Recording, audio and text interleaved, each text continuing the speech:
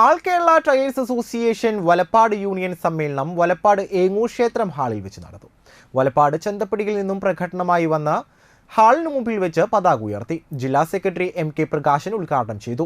Unit president KG Rajan അധ്യക്ഷനായി.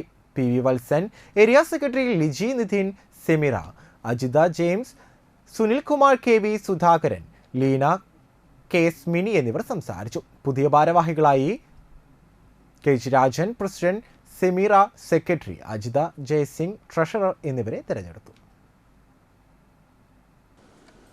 സംഘടനയിലെ അംഗങ്ങളായിട്ടുള്ള മുഴുവൻ ആളുകൾക്ക് അതിൻ്റെ കാര്യങ്ങൾ അറിയും എന്നാണ് ഞാൻ കരുതുന്നത്. നമ്മളെ സംബന്ധിച്ച് മറ്റേത് തൊഴിലാളി സംഘടനകളിൽ നിന്നും വ്യത്യസ്തമായി തൊഴിലാളികളുടെ ഉന്നമനത്തിന് വേണ്ടി മാത്രം പ്രവർത്തിക്കുന്ന സ്വതന്ത്രമായ